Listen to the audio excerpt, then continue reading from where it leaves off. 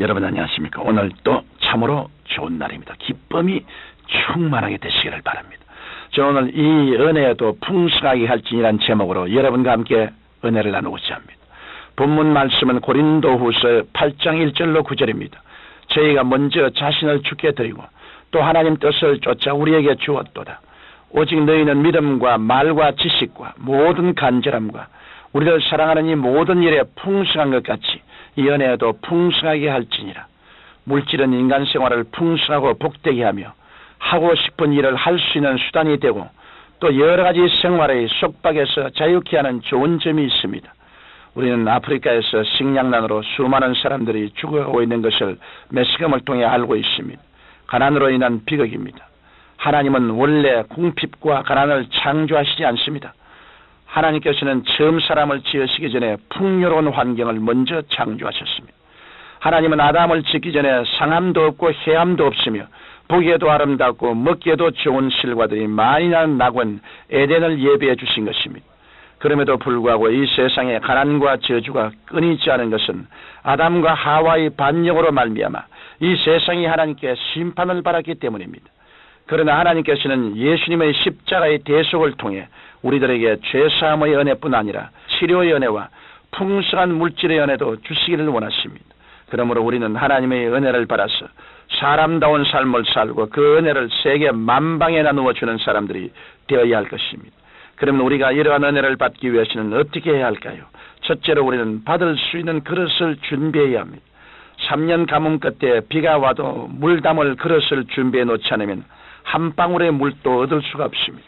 이와 같이 우리가 하나님의 은혜를 받으려면 그릇을 가지고 나가야 합니다. 이 그릇은 하나님께 드림으로 준비될 수 있습니다. 우리가 하나님께 물질의 복을 받는 데는 두 가지 방법이 있는데 하나는 하나님께 구하여 받는 방법이요. 다른 하나는 하나님께 드림으로 받는 방법입니다. 그러나 구하는 방법은 쉽게 탐욕에 쥐치게 되어 자기 욕망을 따라 구하기 쉽습니다. 성경 속의 당자가 그 대표적인 예입니다. 당자는 내게 돌아올 분깃을 내게 주소서 하면서 아버지에게 자기 탐욕대로 구했습니다. 이렇게 해서 물질을 얻은 사람은 언제나 그 물질이 올무가 되어서 결국 자기 파멸을 가져오고 마는 것입니다. 그러므로 야고보서 4장 2절로 3절은 너희가 얻지 못하면 구하지 아니하며 구하여도 받지 못하면 정력으로 서리고 잘못 구함이라고 말씀하고 있는 것입니다. 그러나 또 다른 방법이 있으니 그것은 하나님께서 절개하시는 하나님의 방법으로서 하나님께 먼저 드리는 것입니다. 이것은 무엇이든지 남에게 대접을 받고자 하는 대로 너희도 남을 대접하라 이것이 율법이요 선지자니라 하신 예수님의 말씀의 원리에 따른 것입니다. 우리는 다음과 같은 옛날 이야기를 통해서도 심고 거두는 법칙이 그대로 이루어진다는 것을 알 수 있습니다. 어느 가난한 집에 호르머니가 삭바난시를 하면서 아이들을 키우고 살고 있었습니다.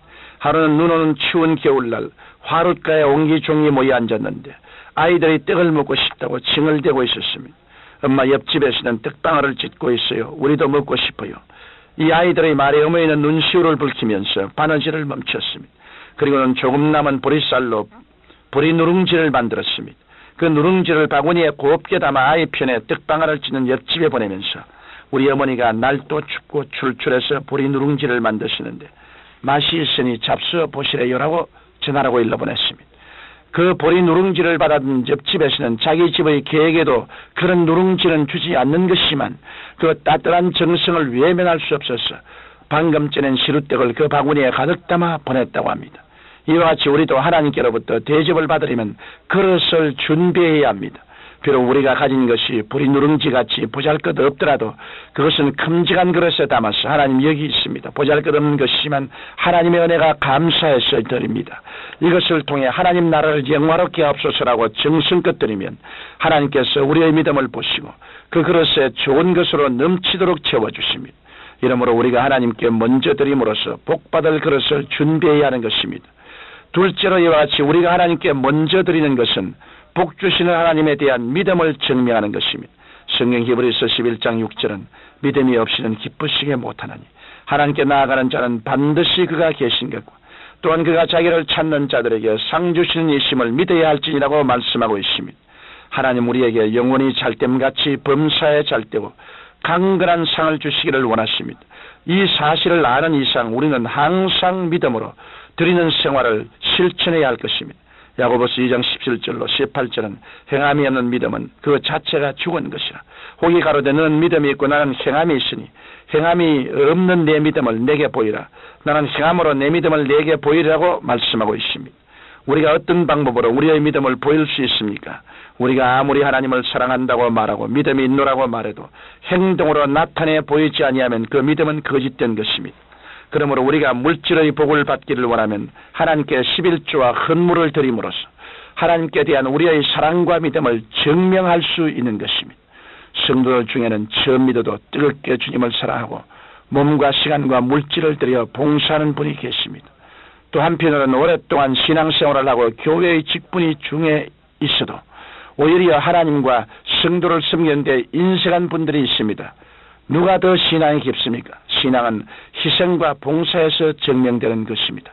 시편 81편 10절에 내 입을 넓게 열라 내가 채우려고 하였는데 우리가 하나님께 먼저 드리는 것은 믿음의 입을 넓게 여는 것이요 그 다음에는 하나님이 채워주시는 것입니다.